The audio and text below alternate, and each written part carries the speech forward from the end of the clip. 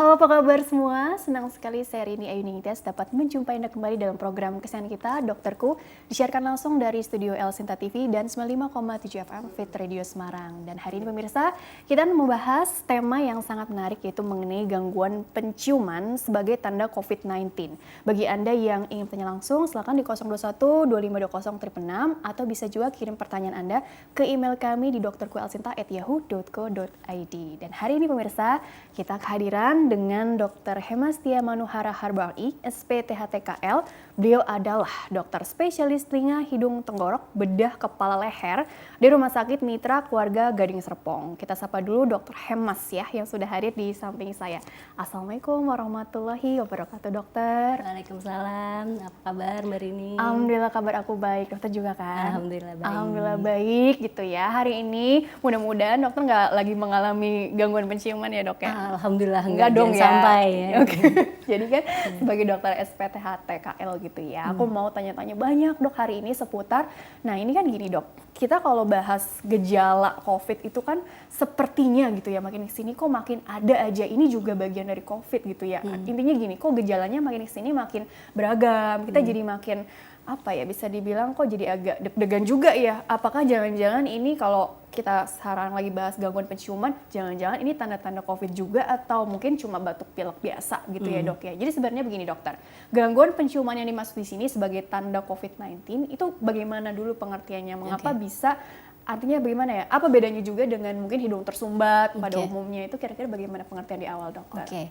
Terima kasih ya Mbak Rini. Jadi untuk sekarang memang kita, makanya saya angkat tema ini karena memang sekarang sudah mulai banyak gejala-gejala yang mungkin tidak common, tidak seperti biasanya yang hanya batuk, mungkin sakit tenggorokan, atau mungkin karena sesak seperti itu. Nah, baru-baru ini memang banyak penelitian di mana ada gangguan penciuman yang menjadi salah satu gejala awal terjadinya si COVID-19 ini. Gejalanya sendiri itu bisa, beberapa pasien itu bisa benar-benar hanya mengeluhkan gangguan penciuman saja, segitu. Belum tidak hanya diikuti dengan gejala yang lain, bisa aja benar-benar total hanya gangguan penciuman. Nah, gangguan penciuman yang di sini ini bisa berupa seperti total loss atau gangguan yang benar-benar hilangnya seluruh gangguan atau indera penciuman kita, sama sekali dia tidak bisa mencium apapun seperti itu yang kita sebut dengan anosmia. Ataupun juga bisa gangguan penciuman yang sifatnya parsial atau sebagian seperti itu. Misalnya sebagai contoh, misalnya kita sedang memasak, biasanya dari jarak 5 meter aja kita udah cium nih bau pedas, bau ya ibu-ibu ya masak-masakan, harumnya gitu ya, harumnya udah tercium dari 5 meter. Tapi dengan adanya si COVID-19 ini beberapa orang harus benar-benar kayak dari 1 meter aja atau udah deket dengan kompor gitu istilah baru kecium seperti itu. Biasanya kayak dari kamar gitu udah kecium. Nah itu merupakan salah satu indikasi juga bahwa ada gangguan penciuman. Jadi untuk COVID-19 tersendiri ini bisa sifatnya total atau benar-benar menghilang semuanya atau anosmia, atau bisa juga yaitu sebagian atau parsial gitu, hiposmia. Oke, gitu. tapi uniknya begini dokter, bisa aja ini tanda gejala yang dialami, artinya gini, nggak ada disertai demam gitu, atau mungkin kan yang kita pikirkan, oh kalau diukur suhunya gitu kan, atau mungkin demam itu sendiri yang paling berasa, atau mungkin batuknya yang intinya apa ya, yang spesifik gitu ya. Tapi ini hanya indera penciumannya aja yang terganggu, bisa yang loss semuanya begitu, atau yang bagian aja. Dan itu terjadi, bisa dibilang sifatnya seperti dalam tanda kutip mendadak juga, atau nggak juga sih, ada proses yang pelan-pelan, lama-lama jadi makin buruk gitu. Mungkin tadi 5 meter masih kecium awalnya, terus tiba-tiba 4 meter, 3 meter, 2 meter, baru 1 meter, atau mungkin langsung jam ke 1 meter itu baru kecium tuh si harum makanan gitu. Jadi memang ini kan masih, intinya adalah penyakit ini memang masih dalam research ya seperti itu. Cuman data-data atau jurnal-jurnal yang sudah terbit sekarang itu memang kebanyakan benar-benar gejala awalnya benar-benar ada yang total hilang semuanya, tidak ada gejala yang lainnya, benar-benar tidak ada sesak atau batuk atau nyeri tenggorokan, benar-benar pure gangguan penciuman itu ada, dan itu cukup banyak dilaporkannya, dan juga ada juga memang yang hanya parsial sebagian itu juga ada. Jadi benar-benar hanya gangguan penciuman saja yang mereka keluhkan datang ke rumah sakit seperti itu. Namun memang tidak dipungkiri beberapa juga ada yang dengan gangguan penciuman yang disertai dengan penyakit-penyakit ya untuk gejala COVID yang khas yang lainnya seperti itu. Cuman memang mayoritas karena mungkin kalau di kita karena disangkanya hanya gangguan penciuman, nggak aware, kurang aware atau kurang waspada, jadi mungkin banyak yang mengindahkan dan jarang ke rumah sakit seperti itu. Itu berbedanya mungkin kalau di luar negeri seperti itu, mereka lebih aware dengan kesehatan sendiri seperti itu. Jadi mungkin datanya jadi lebih banyak seperti banyak, itu. Ya. Oke, karena orangnya juga lebih aware gitu. Jadi mungkin banyak penelitiannya juga. Sebenarnya sih banyak juga di sini gitu kan. Tapi karena tadi terbantu juga dengan masyarakatnya juga yang lebih aware gitu ya. Tapi kalau di hidungnya sendiri, tadi kan ada sebagian gitu ya. Apakah ada disertai lendir atau apa? Jadi kan spesifik orang curiga nih ada memang pilek atau apa gitu. Jadi memang kita curiga ada infeksi virus gitu atau memang nggak disertai keluhannya seperti itu. Jadi benar-benar ya udah nggak bisa istilahnya nggak bisa mencium aja gitu. Atau bagaimana, Dok? Jadi memang macam-macam ya variasi. Ada yang benar-benar total, benar-benar hanya mengeluhkan gangguan penciuman. Namun juga ada ya balik lagi adalah COVID ini kan virus seperti itu. Jadi benar-benar seperti gejala virus-virus yang lainnya juga akan muncul. Misalnya seperti ingus berlendir bening seperti itu. Mungkin ada beberapa yang bersin. Jadi bisa si COVID ini disertai juga dengan mungkin rinitis alergi yang kalau misalnya pemirsa tahu seperti itu juga bisa. Jadi tidak hanya berdiri sendiri penyakit ini gitu. Jadi bisa juga disertai dengan penyakit yang lain juga bisa karena basically dia memang virus gitu. Jadi bisa aja. Ya karena kan basicnya ini virus ya pasti kan gejala-gejala yang spesifiknya yang tadi dokter katakan gitu ya. Tapi kalau berdasarkan laporan atau berdasarkan pengamatan dokter di Indonesia lah ya nggak usah jauh-jauh deh gitu. Walaupun ini dialami secara global, ini kebanyakan yang mengeluhkan ini apakah di usia muda ya katakanlah. Karena mungkin logikanya apa karena imunitasnya kuat gitu. Jadi mungkin yang terasa keluhannya tuh hanya di satu titik aja gitu kan ya.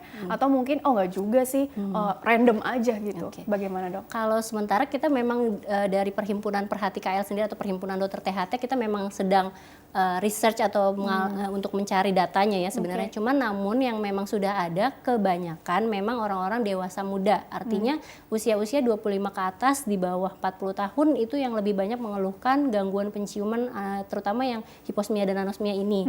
Dan biasanya memang mereka tanpa gejala yang lain, benar-benar pure gangguan penciuman. Biasanya seperti itu dewasa muda dengan gejala-gejala COVID-nya yang ringan atau ya kalau bisa kita bilang seperti OTG seperti itu kadang. Namun memang ada beberapa juga pasien-pasien dengan usia-usia yang lebih tua seperti itu. Namun biasanya gejalanya memang lebih berat karena memang memiliki komorbid atau penyakit penyerta yang lainnya gitu. Jadi dia tidak berdiri sendiri tapi memang ada gitu. Ya Bang, kalau untuk hanya gangguan penciuman biasanya memang dewasa muda seperti itu. Gitu ya. Apakah juga hanya indera penciumannya aja yang terganggu atau mungkin ada kaitannya dengan mengecapnya gitu ya? Karena kan selalu dikait-kaitkan gitu ya, Dok. Karena kalau logikanya kalau kita lagi pilek aja mau makan kok rasanya hambar ya gitu ya. Betul. Bagaimana dengan yang tema ini nih kan lebih ini lagi nih lebih apa ya? Lebih sering sih, lagi lama ya. Lagi hits gitu lagi ya. Hits, betul.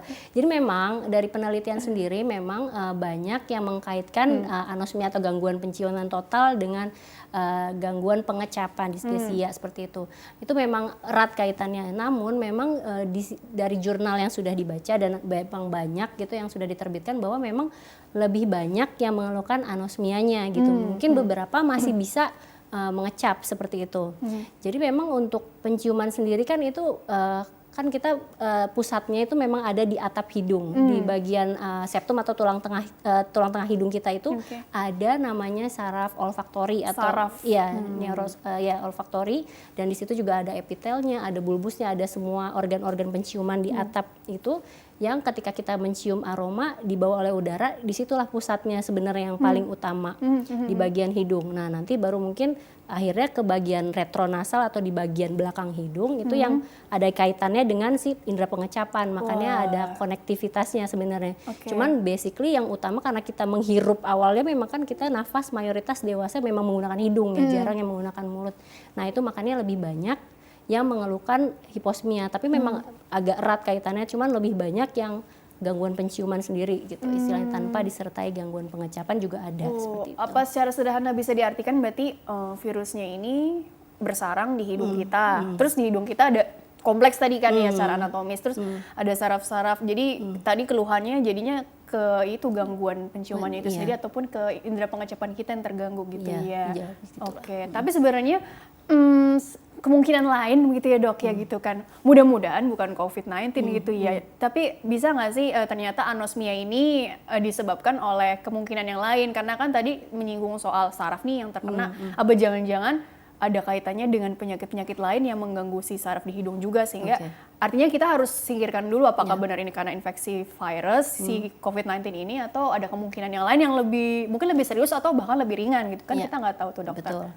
Oke, jadi memang untuk gangguan penciuman sendiri itu memang bisa disebabkan oleh banyak faktor.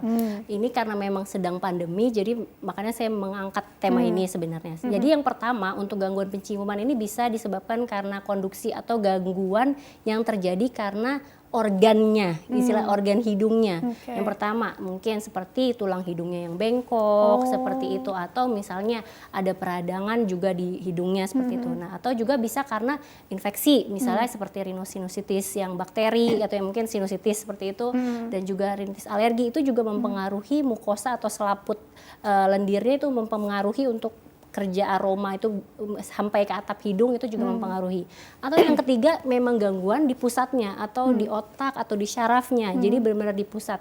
Nah, karena COVID ini lagi-lagi ini adalah suatu penyakit yang baru dan masih dalam penelitian yang fix sebenarnya. Jadi itu masih banyak patofisiologi atau mekanisme terjadinya gangguan penciuman di era COVID ini itu masih banyak faktor. Memang ada yang bilang juga untuk gangguan penciuman di era COVID ini apakah karena dari sarafnya yang kena si virusnya ini langsung kena ke otak itu juga jadi gangguan penciuman bisa. Atau yang kedua benar-benar karena kita menghirup udara-udara gitu mungkin karena dropletnya gitu seperti itu jadi langsung kena langsung di atap hidungnya di bagian perifer langsung kena jadi benar-benar total nggak bisa nyium itu juga bisa. Atau misalnya bisa juga karena ingus kita lagi sering bersin-bersin seperti itu juga jadi menurunkan imunitas itu juga bisa kena seperti itu. Jadi memang masih dalam penelitian cuman yang paling memungkinkan memang karena ada sesuatu yang mengenai organ saraf penciuman, saraf olfaktor. Gitu ya, simpelnya gitu ya.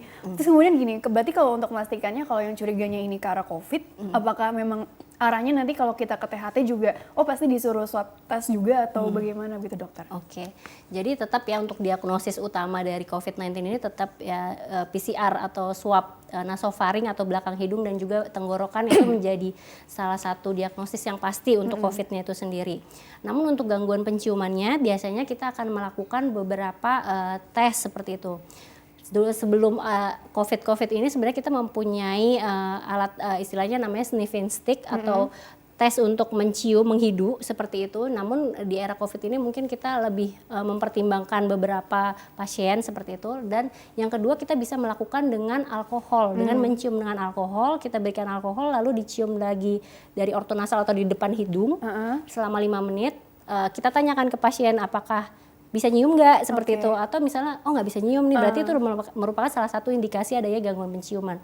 Atau yang ketiga kita bisa juga melakukan tes dengan kita menginjeksi atau menyuntikkan semacam cairan yang itu berbau seperti bawang putih seperti itu yang kita tujuannya atau fokusnya lewat retronasal atau dari belakang hidung seperti itu. Nah, jadi ada beberapa memang pemeriksaan untuk gangguan penciuman itu secara objektifnya gitu. Oke, baik dokter, kita mungkin jeda dulu ya istirahat sejenak. Nanti lanjutkan kembali segmen selanjutnya ada slide juga yang bisa dokter jelaskan ya.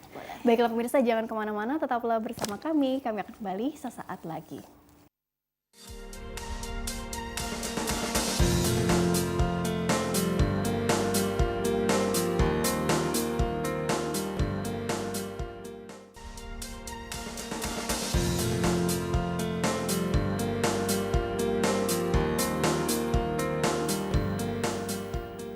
Ya pemirsa, terima kasih Anda masih bersama kami di program Dokterku, masih membahas mengenai gangguan penciuman sebagai tanda COVID-19 bersama dengan Dr. Hemastia Manuhara Harbangi, SPTHTKL. Beliau adalah dokter spesialis telinga, hidung, tenggorok, bedah, kepala, leher di Rumah Sakit Mitra Keluarga Gading Serpong. Bagi Anda yang ingin bertanya, silakan di 021 2520 atau kirim pertanyaan Anda ke email kami di dokterkuelsinta@yahoo.co.id. Dan dokter dilanjutkan kembali ya. Jadi langsung aja slide pertama ditampilkan, coba. karena Langsung ya. slide-nya banyak ya. Nah ini Oke. kan, nah ini ada gambar pendengar Fit Radio Semarang kan nggak bisa melihat gambarnya. Ini ada proses apa sih dok di sini sehingga ada definisi dari anosmia dan hiposmia yang mungkin sekali lagi perlu ditekankan dokter supaya kita jadi makin paham gitu ya. Oke. Ya, jadi terima kasih ya. Ini jadi untuk dari gambar ini kita akan menjelaskan mengenai bahwa gangguan penciuman itu atau gangguan penghidup pada kasus COVID ini bisa terjadi dengan atau tanpa gejala lain atau dia dapat berdiri sendiri seperti itu. Nah, kalau untuk anosmia atau gangguan penciuman yang sifatnya total, anosmia itu sendiri artinya hilangnya kemampuan mendeteksi bau, benar-benar dia tidak bisa mencium, membaui apapun gitu sama sekali. Nah, sedangkan untuk yang hiposmia sendiri itu artinya menurunnya kemampuan mendeteksi bau. Jadi hanya menurun atau menghilangnya itu secara parsial atau sebagian seperti itu. Jadi dia mungkin masih bisa mencium sesuatu, namun harus dalam jarak tertentu atau lebih dekat lagi itu baru bisa seperti itu. Dan proses menciumnya, terciumnya suatu aroma tersendiri itu jadi misalnya ada suatu benda yang berbau lalu dihantarkan dari udara melalui seperti angin seperti itu, lalu dia masuk ke dalam hidung kita dan dan ada di atap hidung kita di bagian olfactory bulb dan juga olfactory receptor gitu namanya. Nanti dilanjutkan dan transmisi ke otak dan terdeteksi sebagai bau seperti itu. Apakah hiposmia ini artinya menurunnya kemampuannya tadi juga seiring dengan perkembangan penyakitnya itu juga? Artinya gini dok, maksudnya kan ada masa inkubasi kan maksud aku itu.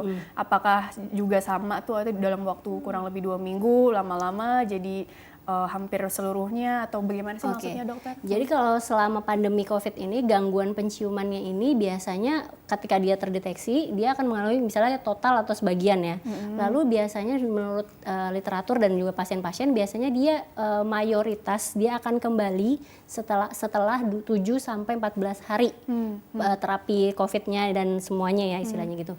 Namun beberapa walaupun jumlahnya sedikit ada juga beberapa yang persisten atau tetap menetap dia nggak bisa kembali lagi nih penciumannya lebih dari 28 hari. Itu juga ada. Cuman memang ininya sedikit ya datanya untuk yang angka yang seperti itu. Cuman lebih banyak yang bisa recovery lagi setelah COVID-nya ini disembuhi gitu. Alhamdulillah dok ya. Aduh, syukur-syukur nggak menetap gitu ya. Iya. Oke, coba berikutnya lagi tentang apa? Slide selanjutnya yang ketiga ya? Ini ada data-data aja gimana memang kenapa harus kita aware atau kita waspadai gangguan penciuman bahwa memang dari data-data memang banyaknya di negara luar ya seperti di Eropa seperti itu. Kalau di Perancis sendiri dari seluruh pasien yang mengalami COVID-19 47%-nya mengalami gangguan penciuman. Di Jerman juga 20%, ada di join dari seluruh Eropa dari Italia, Spanyol, Belgia, Swiss dan Perancis itu juga malah jatahnya lebih banyak karena dia range penelitiannya lebih lama seperti itu mendapatkan lebih banyak sehingga bahkan dia 85,6% pasien-pasien COVID menderita gangguan penciuman. Di Korea sendiri ini hanya di daerah dengunya aja itu ada 15,3%. Sedangkan di Indonesia memang belum ada data dan kita dari Perhimpunan THT sendiri memang sedang mengambil data-data pasien-pasien dengan COVID seperti lagi itu. ongoing lah ya ibaratnya ya, ongoing gitu ya. memang. Oke, sabar aja nanti juga ketahuan nanti Iya, hasilnya. Oke. betul. Baik, coba berikutnya lagi. Ini sekedar data aja. Oke. Cuci hidung, nggak selalu nih dokter THT di cuci hidung. Tapi cuci hidung di sini yang dimaksud dengan apa? Untuk pencegahan atau untuk terapi juga atau apa sih? Oke, cuci hidung sendiri memang bisa menjadi pencegahan dan juga terapi sendiri pada gangguan penciuman. Jadi perlu diberitahu dulu untuk cuci hidung itu kenapa penting karena hidung kita itu dia seperti letter N seperti itu. Jadi hidung kanan dan hidung kiri kita mempunyai satu konektivitas di belakang hidung di bagian nasofaring itu menjadi satu atau di koananya. Jadi ketika kita mencuci hidung atau membersihkan hidung itu jadi intinya supaya terbilas semuanya bisa keluar dengan pressure yang tinggi seperti itu. Soalnya kalau misalnya nih hidung kita kotor misalnya beberapa kadang suka mengorek hidungnya itu malah menjadikan dia mungkin berdarah seperti itu, menjadi luka seperti itu. Sedangkan cuci hidung sendiri ini maksudnya adalah dengan cairannya juga cairan fisiologis yang sesuai dengan tubuh seperti itu, dengan pressure yang cukup tinggi dan itu gunanya untuk membersihkan seluruh virus maupun bakteri, karena kan kita nafas memang pintu utamanya dari hidung, semuanya kita nafas dari hidung dan ada bulu hidung. Mungkin beberapa yang tidak tersaring ada menempel di bulu hidung dan mungkin di bagian hidung lainnya itu tidak bisa keluar. Nah itu caranya dengan dicuci hidungnya untuk mengeluarkan semuanya. Makanya itu dapat mencegah dan juga bisa mengobati sebenarnya. Oke, coba slide selanjutnya apakah ada caranya juga untuk mencuci hidung atau bagaimana? Coba slide selanjutnya tentang apa ya? Ini lebih ke pentingnya mencuci hidung itu. Jadi selain tadi mencegah juga dia dapat membersihkan semua kotoran hidung seperti itu ya, bisa mencegah timbulnya penyakit saluran nafas atas. Kan COVID ini juga merupakan salah satu penyakit yang mengenai infeksi saluran pernafasan atas ya. Lalu mencegah kekambuhan alergi. Orang-orang yang memiliki resiko alergi tinggi, kan alergi itu memang dikarenakan kena bertemunya dengan alergen atau yang memicunya. Nah ini bisa dengan cuci hidung mencegah kekambuhannya. Lalu juga mencegah peradangan hidung atau sinusitis seperti itu dan mencegah kelembapan dari hidung itu sendiri. Dok, bukannya di hidung itu ada bulu-bulu halus gitu untuk menyaring ini ya, tapi tetap harus rutin dilakukan cuci hidung ini. Iya, balik lagi tadi kan memang kalau bulu hidung terkadang ada yang terperangkap di dalam situ kan, istilahnya bakterinya, virusnya yang tidak bisa tersaring seperti itu. Nah itu makanya kita gunakan cuci hidung untuk membersihkan semuanya, dan jadi intinya ketika masuk ke saluran nafas bagian bawah lagi udah insya Allah lebih bersih seperti itu. Sehari dianjurkan berapa? Oke, sehari ada boleh 3 kali, bisa 10 sampai 20 cc. Mungkin nanti di ada slide caranya. selanjutnya ya, coba ya. Oke, ada nih. Ini slide yang terakhir. Slide terakhir. Coba. Jadi untuk cuci hidung sendiri gitu caranya. Caranya. Waduh, ngeliatnya kok kayaknya susah ya. Susah dan tampak mengerikan ya sebenarnya. Padahal sebenarnya tidak. Sebenarnya tidak apa-apa sebenarnya. Jadi yang diperlukan adalah yang pertama adalah cairan fisiologis. Mungkin yang mungkin kita tahu seperti NaCl 0,9% itu sama dengan larutan isotonis yang sesuai dengan tubuh kita. Lalu digunakan juga spuit atau suntikan yang 10 cc tapi tanpa jarum ya. Jarumnya dibuang ya. Lalu juga ada seperti pencoloknya namanya Transofik untuk membuka si cairan infus itu sendiri. Lalu kita siapkan gelas atau mangkok yang bersih untuk menaruh cairan infusnya ke situ. Nah, caranya adalah yang pertama tetap harus cuci tangan gitu ya. Cuci tangan sesuai dengan WHO. Lalu yang kedua, caranya untuk hidung kanan seperti gambar yang pertama itu, jadi kita kepalanya miring ke kiri, jadi berlawanan gitu. Tadi karena prinsipnya adalah hidung kita menjadi satu di belakangnya sambil membuka mulut dan tahan nafasnya. Kenapa harus buka mulut dan tahan nafas? Supaya dia tidak tersedak. Jadi ketika buka mulut tahan nafas nanti bagian palatum atau langit-langit hidung itu akan naik seperti itu, langit-langit mulut maaf. Nah, lalu yang untuk hidung kiri itu sebaliknya, jadi kepalanya harus miring ke kanan sambil membuka mulut tahan nafasnya, dan yang paling kuncinya juga sebenarnya harus disemprot dengan kencang sekali seperti itu, jangan pelan-pelan, nanti dia akan keluar ke sisi sebelahnya seperti itu. Apa bedanya dengan kalau muslimah kan kita wudu ya, tapi air biasa gitu, bukan cairan NaCl tadi begitu dokter. Mungkin kalau wudu kita kan jarang sampai dalam gitu istilahnya, biasanya kita hanya menghirup dari luarnya saja, jadi sehingga kurang mengena ke bagian belakang. Tapi prinsipnya sebenarnya sudah baik gitu, namun sebaiknya menggunakan cairan isotonis itu supaya dapat ke belakang seperti itu. Dok, kalau kebiasaan maaf ya dok, membuang lendir hidung, ingus ya, disisihkan gitu ya pada saat kita membersihkan hidung itu kebiasaan yang bagaimana? Karena kan namanya mampet gitu kan, usaha mengeluarkan gitu, kadang dihentakkan gitu ya supaya keluar semua gitu. Kadang sampai nyeri kepala ada juga gitu. Itu kebiasaan seperti itu bagaimana dokter? Sebaiknya sih jangan dilakukan seperti itu ya. Kenapa? Karena itu kan menggunakan tekanan yang cukup tinggi dengan kita bersisih ya istilahnya, kita buang ingusnya itu. Yang satu pertama yang kita takutkan akan terjadi mimisan atau epistaksis, karena memang di bagian tengah hidung itu kaya dengan pembuluh darah hidung yang cukup tipis seperti itu. Ketika kita mengeluarkan dengan tenaga kencang seperti itu, dengan kondisi hidung kita yang sedang radang, bengkak-bengkak dengan bersatu, intinya seperti itu, bersin atau mengeluarkan dengan kencang itu akan berpotensi bermimisan atau keluar darah dari hidung seperti itu. Yang kedua juga itu bikin sakit kepala, karena kencang banget kan, makanya digunakan cuci hidung ini menjadi salah satu alternatif, yaitu mengeluarkan dengan cairan fisiologis itu sendiri, jadi bisa keluar ke sisi sebelahnya. Jadi yang dilakukan memang harus kanan dan kiri seperti itu. Tekniknya itu harus benar-benar tepat ya, karena kalau nggak ada yang bilang, oh kok seperti ada yang cairan tersedak ngalir ke belakang, ngalir ke belakang iya, gitu betul. ya, berasa di apa ya, tenggorokan gitu ya. Ya itu makanya kuncinya tetap harus sambil buka mulut itu tadi, tahan nafasnya supaya tertutup bagian langit-langit mulutnya seperti itu, jadi nggak tersedak seperti itu. Kalau nggak ada cairan khusus seperti itu, bisa pakai air garam misalnya atau apa? Nah kalau garam di Indonesia ini memang kebanyakan garam-garam yang beryodium. Sebenarnya sebaiknya sih jangan digunakan itu. Jadi sekarang mungkin banyak kemasan-kemasan yang sudah ready dengan garam-garam yang sudah terpurifikasi seperti itu, merek-merek tertentu, itu bisa digunakan seperti itu. Jadi sebaiknya menggunakan cairan isotonis tadi seperti NaCl, atau mungkin yang sudah ada kemasan di pasaran itu juga boleh. Tapi sebaiknya jangan menggunakan garam dapur seperti itu. Begitu ya. Iya. Oke dokter, kita masuk pertanyaan dari email dulu ya. Ini karena ada 2 pertanyaan yang cukup panjang juga. Aku bacakan dulu satu persatu ya. Jadi bagi pemirsa yang ingin bertanya via email, silakan kirim saja pertanyaan ke email kami di dokterkuasinta@yahoo.co.id. Format lengkapnya di bawah ini, nama, usia pasien yang ditanyakan, tempat tinggal, serta pertanyaannya selengkap mungkin. Pertanyaan pertama ini dari Komarudin, usianya 30 tahun dari Karawang. Bapak Komarudin bertanya seperti ini. Saya punya keluhan dok, hampir setiap hari hidung saya kalau tersentuh apapun pasti terasa gatal. Langsung bersin-bersin gak berhenti-henti, terutama di masa-masa pandemi sekarang ini gitu ya. Apakah ini cuma alergi aja atau kemungkinan gejala penyakit apa? Dan cara yang efektif yang harus saya lakukan untuk mengurangi keluhan saya seperti apa? Dokter, terima kasih. Apakah mungkin cuci hidung jadi solusi tadi seperti yang sudah dokter bahas, atau mungkin ada cairan khusus lagi yang perlu diresepkan, kita nggak tahu kan ya. Apalagi juga mau ke rumah sakit, ke dokter kan lagi takut gitu nih ya. Atau perlu dibatasi dulu.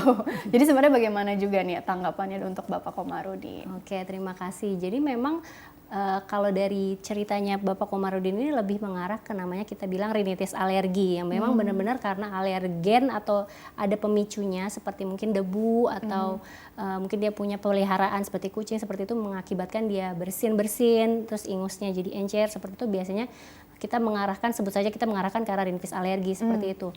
Jadi prinsipnya kalau untuk rinitis alergi ya harus menghindari alergennya gitu, atau yang memicu dia menjadi alergi itu apa. Misalnya tadi debu, ya berarti dia harus membersihkan kamarnya atau rumahnya jadi lebih rutin seperti itu. Atau binatang, kalau misalnya bulu-bulu binatang ya berarti mau nggak mau dia nggak boleh ada binatang seperti itu. Itu kunci yang pertama. Yang kedua untuk rinitis alergi itu kan ya balik lagi karena gampangnya, sensitifnya hidung itu dengan alergi, makanya kita bisa melakukan cuci hidung itu sendiri supaya lebih melembabkan lagi hidungnya dan menjaga proteksinya jadi lebih oke gitu untuk di bagian hidungnya. Yang ketiga, mungkin khusus untuk rinitis alergi memang harus ditambahkan ada namanya obat semprot intranasal steroid seperti itu. Ya balik lagi memang harus kita lihat juga mungkin dengan nasoendoskopi atau pemeriksaan lebih lanjut seperti itu. Namun biasanya kuncinya untuk kunci utama sebelum mungkin yang takut ke rumah sakit seperti itu bisa dilakukan dulu dengan cuci hidung dan dilakukan secara rutin terlebih dahulu 3 kali sehari 10 sampai 20 atau 30 cc juga boleh untuk menghindari alerginya itu sendiri. Coba aja dulu di rumah, kalau misalnya memang dalam kurun waktu tertentu itu tidak bisa, misalnya seminggu atau 2 minggu, ya mau nggak mau memang harus ke rumah sakit untuk mendapatkan terapi yang lebih lanjut seperti itu. Oke, jadi harus tahu dulu nih pemicunya apa ya, karena ini tersentuh apapun pasti terasa gatal. Apapun ini apa aja nih perlu dirinci lagi gitu ya. Oke, kurang lebih seperti itu. Tapi dok, ngomong-ngomong kalau untuk yang gangguan penciuman karena COVID ini, untuk treatmentnya bisa juga dengan tadi cairan steroid khusus yang harus digunakan jangka waktu tertentu, ibaratnya untuk mengurangi gejala atau apa nih sifatnya? Oke, untuk gangguan penciuman di era COVID ini sebenarnya kalau misalnya dia memang positif COVID, tetap kunci utamanya tetap terapi COVID-nya. Lalu yang kedua dilakukan cuci hidung untuk melatih supaya ya clearance atau pembersihan hidungnya lebih baik. Yang kedua, kalau memang dia disertai dengan rinitis alergi, memang kita berikan intranasal steroid atau semprot hidung dengan steroid seperti itu.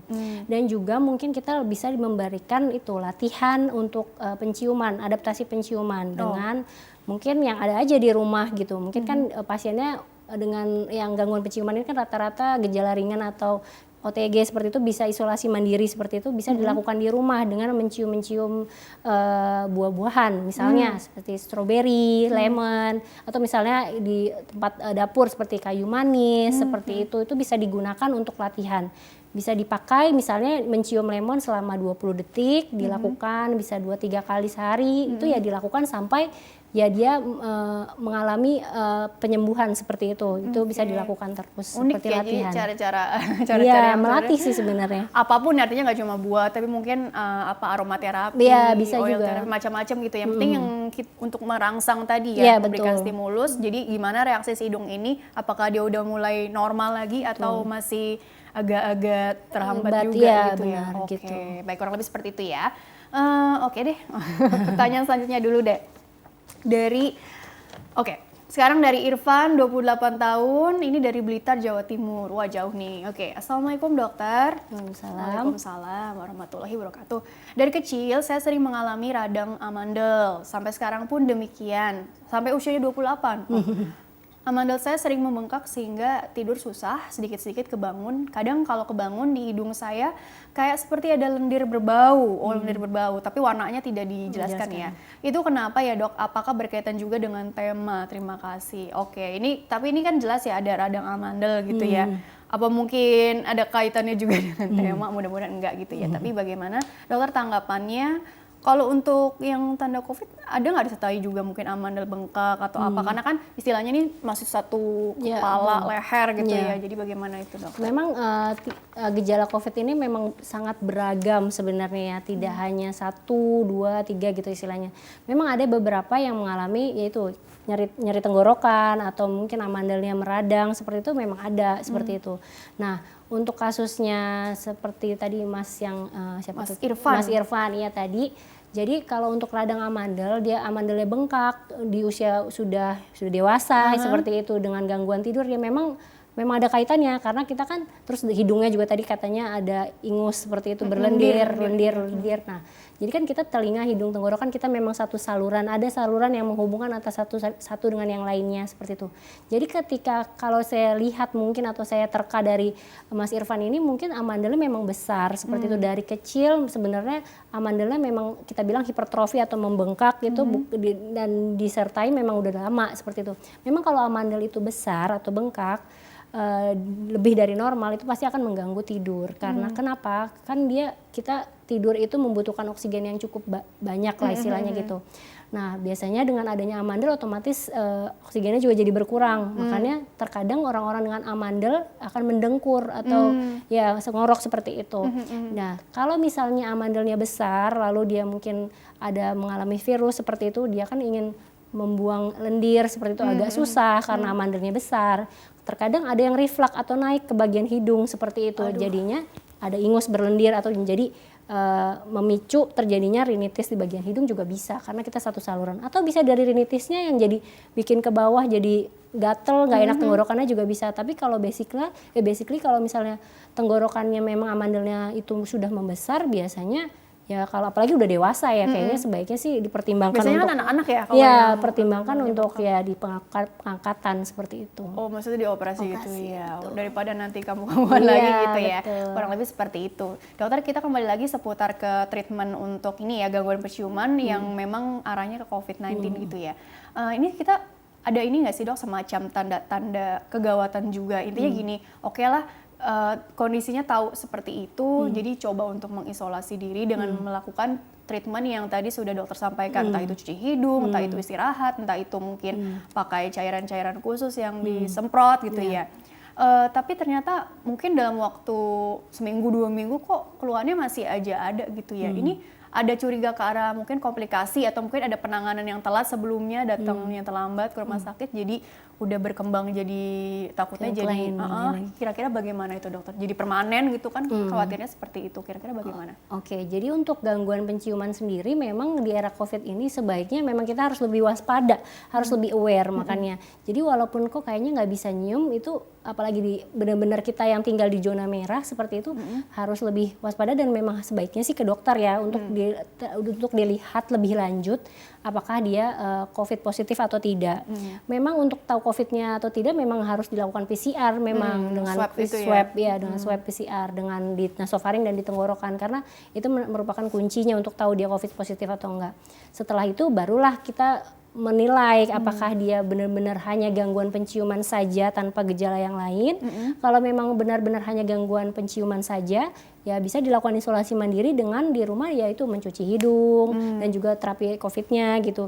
Cuci hidung seperti biasa dan latihan-latihan penciuman tadi dengan menggunakan buah-buahan ataupun dengan kayak kayu manis atau mungkin yang punya seperti diffuser atau essential oil itu bisa juga dilakukan latihan seperti itu, dilatih terus seperti itu.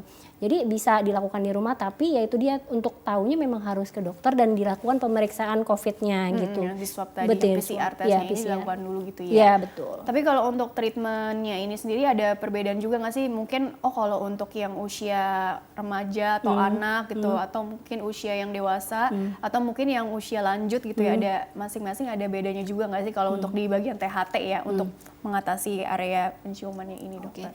Kalau misalnya itu sih kurang lebih sama aja, cuman namun bila pasien tersebut memiliki komorbid atau penyakit penyerta lainnya itu yang menjadi berbeda mungkin terapinya gitu. Namun intinya adalah bila hanya gangguan penciuman tanpa disertai yang lain bisa hanya dengan cuci hidung aja dengan pengobatan COVID-nya ya. Namun kalau misalnya dia ada sebelumnya memang memiliki rinitis alergi atau kecenderungan ke alergi, biasanya kita menambahkan intranasal steroid atau obat semprot yang ada steroidnya di dalamnya untuk ke hidung. Itu kita kombinasikan dan juga tetap diberikan vitamin juga itu untuk menjaga imunitas tubuhnya juga harus lebih tinggi. Yang paling penting adalah selain cuci hidung kan saya sebagai dokter THT harus THT. THT itu cuci tangan T-nya, T-nya cuci hidung dan T yang terakhir adalah tidur yang cukup. Gitu yang cukup ya. Oke, ya, dokter kita istirahat dulu deh kalau gitu boleh. ya, cukup ya. Oke, dokter kita jeda dulu. Dilanjutkan kembali nanti di segmen terakhir ya. Baiklah pemirsa, jangan kemana-mana, tetaplah bersama kami. Kami akan kembali setelah pesan-pesan berikut ini.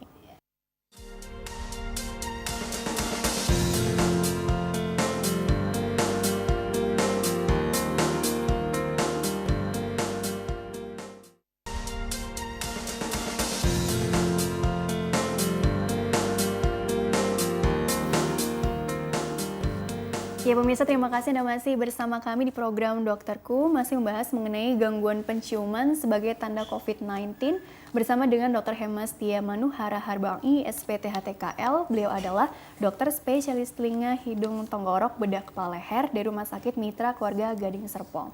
Dan Dr. Hemas lanjutkan kembali ya. Gitu. Jadi sekarang aku mau nanya seputar, karena tadi kan treatmentnya seperti itu toh gitu. Jadi kan otomatis mau ngebahas lebih baik mencegah dong daripada mengobati ya. Jadi sebenarnya kan memang arahnya kan kita menghindari si COVID-nya ini gitu kan. Tapi paling enggak kalau dari SPTHTKL gitu ya, yang fokus ke arah hidungnya atau tadi kita bahas juga indera pengecapnya juga gitu ya. Apa yang kira-kira bisa kita jaga nih imunitas di area sinilah katakanlah. Kira-kira dengan cara-cara yang seperti apa juga selain mungkin cuci hidung gitu ya, atau mungkin ada tambahan lain dok tips-tipsnya? Oke, jadi prinsipnya adalah gangguan penciuman di era pandemi COVID-19 ini memang kunci utama tetap ya untuk menghindari COVID-nya. Yang pertama penggunaan masker di dalam ketika kita keluar rumah itu harus selalu dipakai, social distancing, jaga jarak seperti itu, cuci tangan seperti itu.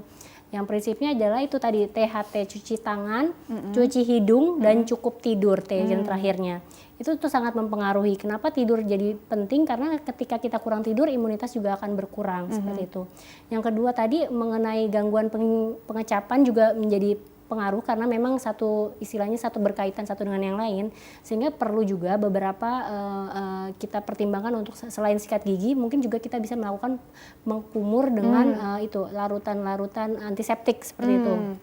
Itu juga dapat mengurangi resiko terkena infeksi COVID-19 ataupun virus yang lain sebenarnya ya. Sebenarnya itu juga bisa.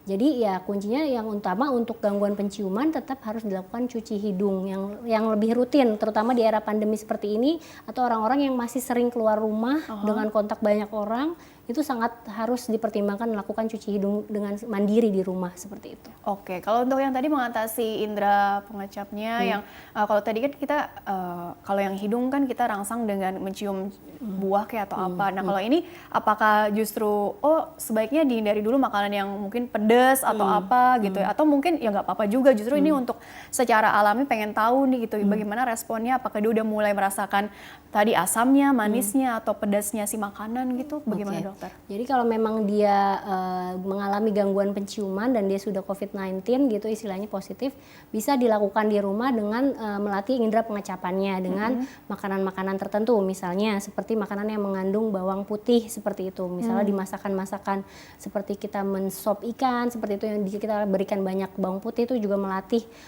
indera pengecapan seperti itu. Atau bisa juga kita minum teh aroma-aroma teh yang dengan ada yang aromanya, misalnya kayak teh yang dengan wangi bunga seperti itu kan sekarang banyak nih, aroma buah juga banyak tuh.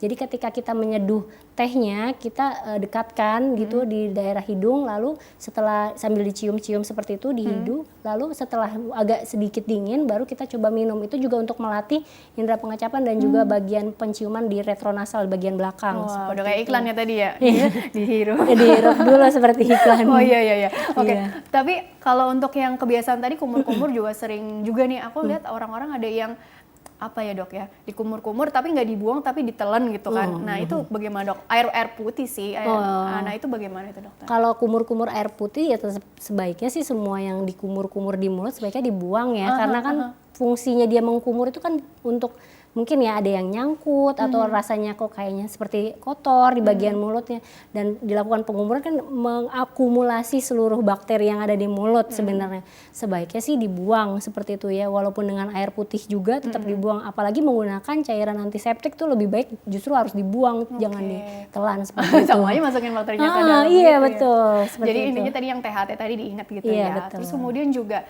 tapi kita juga perlu menyingkirkan juga apakah memang ini karena COVID atau yang lain gitu ya. Jadi kalau sekalipun pemirsa atau pendengar Fit Radio juga yang lagi mengikuti program ini terus mendapati keluhan yang seperti ini, kita perlu curiga juga, nggak dilihat juga dari usianya berapa, mungkin aktivitasnya juga apa, atau mungkin resiko-resiko yang lain juga yang perlu dipertimbangkan, yang artinya gini, berpikir bukan karena COVID juga nih, tapi bisa juga karena penyakit yang berkaitan dengan saraf gitu ya, atau mungkin usia juga gitu ya, karena sering bertambahnya usia, jadi ya agak lumrah lah kalau mengalami penurunan tadi ketajaman penciuman gitu ya. Jadi kita perlu curiga ke arah yang situ juga, atau mungkin saran dari dokter juga apakah swab aja atau mungkin ada pemeriksaan lain juga di bagian THT untuk meluruskan atau menyingkirkan segala kemungkinan dok. Oke, jadi memang prinsipnya adalah bila terjadi gangguan penciuman di usia berapapun, istilahnya mau anak, dewasa muda atau usia lanjut usia, semuanya memang kita harus pemeriksaan lebih lanjut, memang harus dilakukan pemeriksaan lebih lanjut.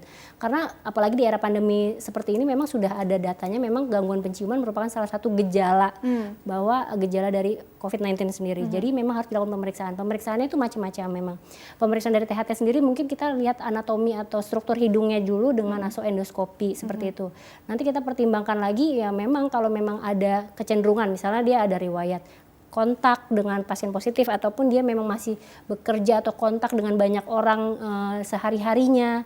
Nah itu juga menjadikan pertimbangan, atau dia tinggal di zona merah, memang harus dilakukan pemeriksaan pasti, yaitu PCR swab seperti itu. Oke, baik dokter, karena ternyata waktunya terbatas nih di Dr. Hemas. Jadi closing statementnya ini singkat saja mengenai tema hari ini kepada kita semua biar kita jadi makin paham. Silakan dokter. Oke, jadi untuk para pemirsa semua, bila mengalami gangguan penciuman atau penghidup baik parsial ataupun total, hendaknya kita lebih waspada atau lebih aware untuk berobat ke dokter, dan jangan lupa bahwa itu merupakan salah satu gejala dari COVID-19, dan juga dapat dilakukan seringkanlah untuk cuci hidung karena itu menurunkan atau mencegah terjadinya COVID-19 sendiri. Jadi di new normal ini kebiasaannya nggak hanya tadi cuci Tangan, betul.